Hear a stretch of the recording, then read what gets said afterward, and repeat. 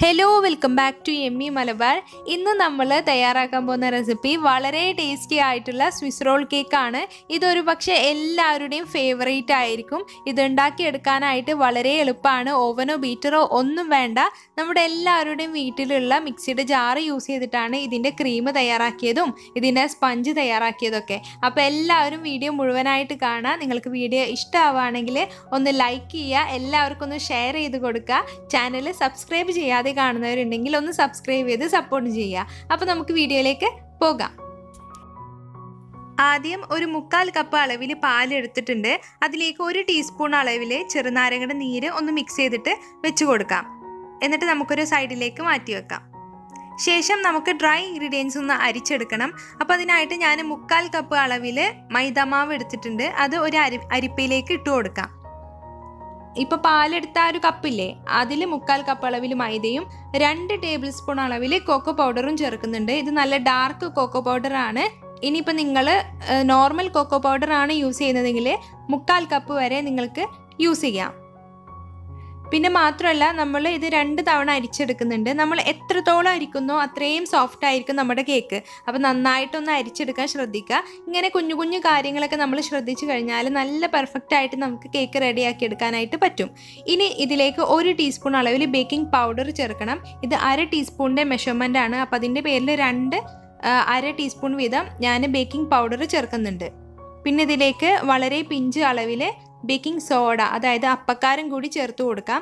ഇനിയിപ്പോൾ നിങ്ങളുടെ കയ്യിൽ ബേക്കിംഗ് പൗഡർ ഇല്ലെങ്കിൽ ഈ ബേക്കിംഗ് സോഡ ഒരു 1/2 ടീസ്പൂൺ വരെ ചേർത്ത് കൊടുത്താലും നല്ല പെർഫെക്റ്റ് ആയിട്ട് തന്നെ നമുക്ക് കിട്ടും. ഇനി ഇത് ജസ്റ്റ് ഒന്ന് മിക്സ് ചെയ്തിട്ട് നമുക്കിതൊന്ന് അരിച്ചെടുക്കാം. അപ്പോൾ ഈ ഒരു കേക്ക് എന്ന് പറയുന്നത് മുട്ട കഴിക്കാത്തവർക്കൊക്കെ പറ്റിയ ഒരു കേക്കാണിത്. നമ്മളിത് മുട്ട ഇല്ലാതെയാണ് ചെയ്തെടുക്കുന്നത്.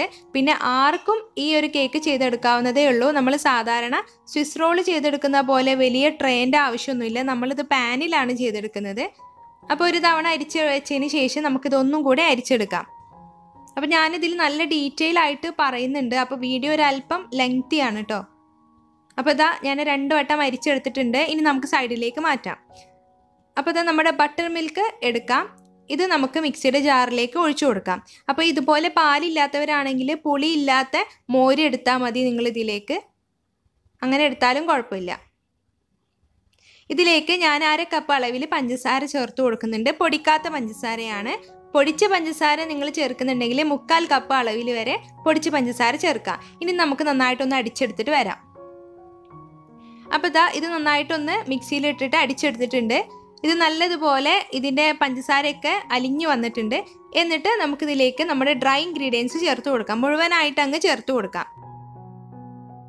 ശേഷം ഇതിലേക്ക് 1/4 കപ്പ് അളവിൽ ഓയിൽ കൂടി നമുക്ക് ചേർത്ത് കൊടുക്കാം. എന്നിട്ട് നമുക്ക് നന്നായിട്ടൊന്ന് ബ്ലെൻഡ് ചെയ്തെടുത്തിട്ട് വരാം. ഹൈ സ്പീഡിൽ വെക്കേണ്ട ആവശ്യമില്ല. സാധാ നോർമൽ സ്പീഡിൽ ഒരു 30 സെക്കൻഡ് വെച്ച് കഴിഞ്ഞാൽ ഇതെല്ലാം അങ്ങ് ബ്ലെൻഡായി കിട്ടും.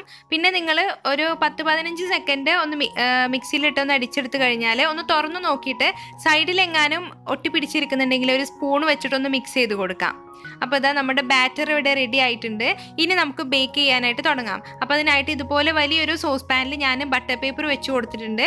അതിലേക്ക് നമുക്ക് ബാറ്റർ ഒഴിച്ചു കൊടുക്കാം. ഇനിയിപ്പോൾ ബട്ടർ പേപ്പർ ഇല്ലാന്നുണ്ടെങ്കിൽ നമ്മൾ ഏത് പാനിലാണോ വെക്കുന്നത് അതിൻ്റെ അടിവശത്ത് വേറൊരു കട്ടിയുള്ള പാത്രം കൂടി വെച്ച് കൊടുത്തിട്ട് നിങ്ങൾ ബേക്ക് ചെയ്തെടുക്കുക. ഇതിപ്പോൾ ബട്ടർ പേപ്പർ ഉണ്ടായതിൻ്റെ പേരിൽ നമുക്ക് പെട്ടെന്ന് അങ്ങ് കരിയില്ല നമ്മുടെ ഈ ബാറ്റർ. അപ്പോൾ അതിൻ്റെ പേരിലാണ് ബട്ടർ പേപ്പർ വെച്ച് കൊടുത്തിട്ടുള്ളത്.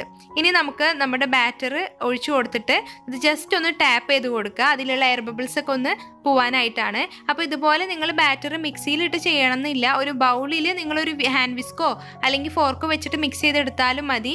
നമ്മുടെ മിക്സിയിൽ ചെയ്തെടുക്കുമ്പോൾ ഒരുപാട് ബാറ്റർ ആ മിക്സിയുടെ ഇടയിലൊക്കെ അങ്ങ് പെട്ടിട്ട് നമുക്ക് ക്ലീൻ ചെയ്തെടുക്കാനായിട്ട് ബുദ്ധിമുട്ടായിരിക്കും. അപ്പോൾ മുഴുവനായിട്ട് ബാറ്റർ നമുക്ക് വേണമെങ്കിൽ ഒരു ബൗളിൽ നമ്മൾ ഒരു സ്പൂൺ വെച്ചിട്ടൊന്ന് മിക്സ് ചെയ്തിട്ട് ബാറ്റർ റെഡിയാക്കിയാലും മതി. ഇനി നമുക്കത് ബേക്ക് ചെയ്യാൻ വെച്ച ടൈം കൊണ്ട് നമുക്ക് ക്രീം വിപ്പ് ചെയ്തെടുക്കാം. അപ്പോൾ ഞാൻ 1/2 കപ്പ് അളവിൽ വിപ്പിംഗ് ക്രീം എടുത്തിട്ടുണ്ട്. അതൊന്ന് നമുക്ക് ബീറ്റ് ചെയ്തിട്ട് വരാം. അപ്പോൾ ഞാൻ സത്യം പറഞ്ഞാൽ ഇത് ഒട്ടും എക്സ്പെക്റ്റ് ചെയ്തിട്ടില്ല ഇത്രയും നന്നായിട്ട് ക്രീം വരുമെന്ന്. ഞാൻ പറഞ്ഞു തരാം എങ്ങനെയാണ് ബീറ്റ് ചെയ്യേണ്ടതെന്ന്. അപ്പോൾ മിക്സിയുടെ ജാറിൽ നമുക്ക് വളരെ കുറഞ്ഞ സ്പീഡിൽ ആദ്യത്തെ സ്പീഡിൽ ഇട്ടിട്ട് തന്നെ നമുക്ക് 1 മിനിറ്റ് കണ്ടിന്യൂസ് ആയിട്ടൊന്ന് നന്നായിട്ടൊന്ന് അടിച്ചെടുക്കാം. അപ്പോൾ ഏകദേശം 1 മിനിറ്റ് കഴിയട്ടെ, ഒരു 3-4 മിനിറ്റ് കഴിയുമ്പോഴേക്കും ഇതൊന്ന് തിക്കായിട്ട് വരും. വളരെ പെട്ടെന്ന് തന്നെ നമുക്കിത് റെഡിയായി കിട്ടുമൊന്നുമില്ല. പിന്നെ ഞാനെടുത്ത വിപ്പിംഗ് ക്രീം മാക്ടോപ്പിൻ്റെ വിപ്പിംഗ് ക്രീമാണ്. അപ്പോൾ ഒരു പക്ഷേ ചിലപ്പം ആ ബ്രാൻഡിൻ്റെ സ്പെഷ്യാലിറ്റി ആയിരിക്കാം, നല്ല പെർഫെക്റ്റ് ആയിട്ട് വന്നിട്ടുണ്ട്. നാട്ടിൽ ഞാൻ യൂസ് ചെയ്യുന്നത് ട്രോപ്പോലൈറ്റിൻ്റെ വിപ്പിംഗ് ക്രീമാണ്. റിച്ച്, വിവോ, ഫിയോണ അങ്ങനെ കുറേ നല്ല നല്ല ബ്രാൻഡ്സ് ഉണ്ട്. അപ്പോൾ നിങ്ങൾക്ക് അതൊക്കെ കിട്ടുകയാണെങ്കിൽ നിങ്ങൾ അതൊന്ന് ട്രൈ ചെയ്ത് നോക്കൂ. ഫെയിൽ ആകില്ല എന്നാണ് എൻ്റെ വിശ്വാസം. കാരണം നല്ല പെർഫെക്റ്റ് ആയിട്ട് തന്നെ നമുക്ക് ഇത് വിപ്പ് ചെയ്തെടുക്കാൻ പറ്റുന്നുണ്ട് മിക്സിയുടെ ജാറിൽ, അത് ഞാൻ ഗ്യാരണ്ടിയാണ്.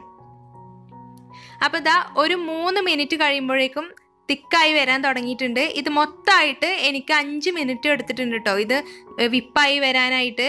അപ്പോൾ ഞാൻ നിർത്തിയിട്ടാണ് ഇത് വിപ്പ് ചെയ്തത്, അല്ലെങ്കിൽ മിക്സിയുടെ ജാർ നന്നായിട്ട് ചൂടായിട്ട് പോകും. അപ്പോൾ ആദ്യം ഒരു മിനിറ്റ് കണ്ടിന്യൂസ് ആയിട്ട് മിക്സ് ചെയ്യുക, പിന്നീട് നിർത്തുക, അങ്ങനെ നിങ്ങൾ ചെയ്തെടുത്താൽ മതി. അപ്പോൾ കണ്ടില്ലേ, നല്ല സ്റ്റിഫായിട്ട് തന്നെ നമുക്ക് കിട്ടിയിട്ടുണ്ട്. ഇതിങ്ങനെ കണ്ടപ്പോൾ വളരെ ഹാപ്പിയായി. ഇനിയിപ്പോൾ ബീറ്റർ ഇല്ലാത്തവർക്കും നന്നായിട്ട് തന്നെ കേക്ക് ചെയ്തെടുക്കാൻ പറ്റുമെന്ന് മനസ്സിലായില്ലേ? ഇനി നമുക്ക് ഇതൊരു ബൗളിലേക്ക് മാറ്റാം. അപ്പോൾ നമ്മളിങ്ങനെ മിക്സിയുടെ ജാറിലൊക്കെ ചെയ്തെടുക്കുമ്പോഴുള്ളൊരു ഡീമെറിറ്റ് എന്താണെന്ന് വെച്ചാൽ, മിക്സിയുടെ ജാറിൽ നിന്ന് നമ്മളത് വൃത്തിയാക്കി എടുക്കാനായിട്ട് ഒരു ഇത്തിരി ബുദ്ധിമുട്ടാണ്. ആ ബ്ലേഡിൻ്റെ ഇടയിലൊക്കെ ക്രീമൊക്കെ അങ്ങ് ആകെ ഇരിക്കും. അപ്പോൾ നമുക്കിത് ക്ലീൻ ചെയ്തെടുക്കാൻ ഒരിത്തിരി ബുദ്ധിമുട്ടാണ്. അല്ലാത്ത പക്ഷം നല്ല സ്റ്റിഫായിട്ട് തന്നെ നമുക്ക് കിട്ടുന്നത്. അപ്പോൾ ഒരു വിധമൊക്കെ ക്ലീൻ ആക്കി എടുത്തിട്ടുണ്ട്. ഇനി ഞാൻ ക്രീം ഫ്രിഡ്ജിലേക്ക് മാറ്റുകയാണ് കവർ ചെയ്തിട്ട്. അപ്പോൾ നമ്മളിത് ഐസിങ് ചെയ്യുമ്പോൾ ഒന്നും കൂടെ നല്ല തിക്കായിട്ട് കിട്ടും. അപ്പോൾ ആ സമയം ആയപ്പോഴേക്കും നമ്മുടെ കേക്ക് ഇതാ ഇവിടെ നല്ലതുപോലെ ബേക്കായിട്ടുണ്ട്. അപ്പോൾ ഞാൻ പറയാൻ വിട്ടുപോയതാണ്, വളരെ കുറഞ്ഞ തീയിൽ ഒരു 15 മിനിറ്റാണ് ഞാൻ ബേക്ക് ചെയ്യാനെടുത്ത ടൈം. അതൊരു പക്ഷേ ഒരു 20 to 25 മിനിറ്റ് ഒന്നും ആകില്ല, കൂടി വന്നാൽ ഒരു 20 മിനിറ്റ് ആകും. അതിൻ്റെ ഉള്ളിൽ തന്നെ ഇത് ബേക്കായിട്ട് കിട്ടും. അപ്പോൾ ഇതാ നമ്മുടെ കേക്ക് ഇവിടെ ഞാൻ എടുത്തിട്ടുണ്ട്. ആ ചൂടോടെ തന്നെ ഞാൻ ആ പാനിൽ നിന്ന് മാറ്റി. എന്നിട്ട് നമുക്ക് ചെറുതായിട്ട് ചൂടൊന്ന് മാറുന്നത് വരെ ഒന്ന് വെയിറ്റ് ചെയ്യാം. ചൂടൊന്ന് ചെറുതായിട്ട് മാറി വന്നാൽ, മുഴുവനായിട്ട് ചൂട് മാറാൻ നിൽക്കണ്ട, നമുക്കിതൊന്ന് റോൾ ചെയ്തിട്ട് ഒരു 2-3 മിനിറ്റ് ഒന്ന് സൈഡിലേക്ക് മാറ്റി വെക്കാം. കൂടുതൽ നേരം വേണ്ട, ഒരു 2 മിനിറ്റ് തന്നെ മതിയാകും. പിന്നെ ഞാനിത് ബേക്ക് ചെയ്യാൻ എടുക്കുമ്പോൾ ഇതിൻ്റെ അടിവശത്ത് ഞാനൊരു പാനും വെച്ച് കൊടുത്തിട്ടില്ല. ഇനിയിപ്പോൾ നിങ്ങൾ ബട്ടർ പേപ്പർ വെക്കുന്നില്ലെങ്കിൽ അടിവശത്ത് ഒരു പാന് വെക്കാനായിട്ട് ശ്രദ്ധിക്കണം. അപ്പോൾ ഇതാ 2 മിനിറ്റ് ശേഷം ഞാനിത് തുറന്ന് നോക്കിയിട്ടുണ്ട്. ഇത് പൊട്ടി വന്നിട്ടൊന്നുമില്ല, ചെറുതായിട്ടൊരു ക്രാക്ക് വന്നിട്ടുണ്ട്. പക്ഷെ അത് കുഴപ്പമില്ല, നമുക്കിത് റോൾ ചെയ്ത് കഴിഞ്ഞാൽ നമുക്കിത് ശരിയായിട്ട് കിട്ടും. ഇനി നമുക്ക് ഇത് ഞാനിതിപ്പോൾ വെറ്റ് ചെയ്യുന്നില്ല, വെറ്റ് ചെയ്യേണ്ട ആവശ്യമില്ല. വെറ്റ് ചെയ്ത് കഴിഞ്ഞാൽ കേക്ക് പൊടിഞ്ഞു പോകും. അപ്പോൾ വെറ്റ് ചെയ്യാതെ നമുക്കിതിൻ്റെ മുകളിലേക്ക് ക്രീം സ്പ്രെഡ് ചെയ്ത് കൊടുക്കാം. അപ്പോൾ ബീറ്റ് ചെയ്ത് വെച്ച ക്രീം ഫ്രിഡ്ജിൽ വെച്ചപ്പോൾ ഒന്നും കൂടെ നല്ല സ്റ്റിഫായിട്ട് നമുക്ക് കിട്ടിയിട്ടുണ്ട്. ഇനി ഞാനൊരു കൂടുതൽ ടേസ്റ്റിനായിട്ട് ഇതിൻ്റെ ഇടയിലൊരു ചോക്ലേറ്റ് ചിപ്സ് ഇട്ട് കൊടുക്കുന്നുണ്ട്. ഓപ്ഷണലാണ്, നിങ്ങളുടെ കയ്യിലുണ്ടെങ്കിൽ മാത്രം ഇട്ട് കൊടുത്താൽ മതി. ഇനി നമുക്ക് ഇത് റോൾ ചെയ്ത് തുടങ്ങാം. അപ്പം ഞാൻ റോൾ ചെയ്തപ്പോൾ ഇത് സത്യം പറഞ്ഞാൽ ഇത് പൊട്ടിപ്പോയി. നിങ്ങൾക്കിത് കണ്ടാലറിയാം, ചെറുതായിട്ട് ആ സൈഡൊന്ന് പൊട്ടിപ്പോയിട്ടുണ്ട്. അപ്പം ഞാൻ കരുതിയത് ഈ വീഡിയോ ഇനി അപ്ലോഡ് ചെയ്യേണ്ട, എന്തായാലും ഫെയിലായല്ലോ എന്നാണ്. പക്ഷേ ഞാനൊരു കാര്യം നിങ്ങൾക്ക് കാണിച്ചു തരാം. നമ്മളിത് പൊട്ടിപ്പോയാലും ഇങ്ങനെ പെട്ടെന്ന് തന്നെ റോൾ ചെയ്തെടുക്കുക. എന്നിട്ട് ബട്ടർ പേപ്പറിൽ ഇങ്ങനെ ടൈറ്റ് ആക്കിയിട്ട് റോൾ ചെയ്തിട്ട് ഞാൻ ഫ്രീസറിൽ ഒരു 15 മിനിറ്റ് സെറ്റ് ചെയ്യാൻ വേണ്ടി വെക്കുകയാണ്. ശേഷം ഞാൻ കാണിച്ചു തരാം. അപ്പോൾ ഇതാ 15 മിനിറ്റ് ശേഷം ഞാൻ എടുത്തിട്ടുണ്ട്. നമ്മൾ ഇത് റോൾ ചെയ്തെടുക്കുമ്പോൾ ഇതിൻ്റെ സൈഡ് വശം ആ വശമൊക്കെ പൊട്ടിപ്പോയിട്ടുണ്ട്. പക്ഷേ നിങ്ങളൊരു കാര്യം കണ്ടില്ലേ, ഇത് നല്ല പെർഫെക്റ്റ് ആയിട്ട് തന്നെ നമുക്ക് കിട്ടിയിട്ടുണ്ട്. ഇതിൻ്റെ സൈഡ് വശം ചെറുതായിട്ട് പൊട്ടിപ്പോയിട്ടുണ്ടോ എന്ന് മാത്രം. നമ്മളങ്ങനെ റോൾ ചെയ്തെടുത്ത ഉടനെ നമ്മൾ ഫ്രീസറിൽ വെച്ച കാരണം അതങ്ങനെ തന്നെ നമുക്ക് സെറ്റായിട്ട് കിട്ടിയിട്ടുണ്ട്. ഒരു കുഴപ്പമില്ല. ഞാനിത് കട്ട് ചെയ്തിട്ടും നിങ്ങൾക്ക് കാണിച്ചു തരാം. നല്ല പെർഫെക്റ്റ് ആയിട്ട് കിട്ടിയിട്ടുണ്ട്. ഇനി നമുക്ക് ഇത് മുഴുവനായിട്ട് നമുക്ക് ക്രീം വെച്ചിട്ടൊന്ന് കവർ ചെയ്തെടുക്കാം. അപ്പോൾ ഞാൻ ഇതുപോലുള്ളൊരു വിപ്പിംഗ് ക്രീമിൻ്റെ സ്പ്രേ വെച്ചിട്ടാണ് ഇത് ഡെക്കറേറ്റ് ചെയ്യുന്നത്. ഇനിയിപ്പോൾ ക്രീം അധികം ഇഷ്ടമില്ലാത്തവരാണെങ്കിൽ നിങ്ങൾക്ക് ഇതിൻ്റെ ഇടയിൽ നമുക്ക് ന്യൂട്ടല്ല ഫില്ല് ചെയ്യാം, ജാം ഫില്ല് ചെയ്യാം. അതൊക്കെ നിങ്ങളുടെ ഇഷ്ടം പോലെയാണ്. അപ്പോൾ ക്രീം അധികം ഇഷ്ടമില്ലാത്തവർ അധികം ചേർക്കണമെന്നില്ല. പിന്നെ ഞാൻ കൂടുതൽ ക്രീം വെച്ചിട്ട് ഈ സ്വിസ് റോള് കവർ ചെയ്തെടുക്കുന്നില്ല. അധികം ക്രീമായാൽ കഴിക്കാൻ ഇത്തിരി മടുപ്പാണ്. അപ്പോൾ നിങ്ങൾക്ക് ക്രീമൊക്കെ ഒത്തിരി ഇഷ്ടമുള്ളവരാണെങ്കിൽ ചെയ്തെടുക്കാം കേട്ടോ.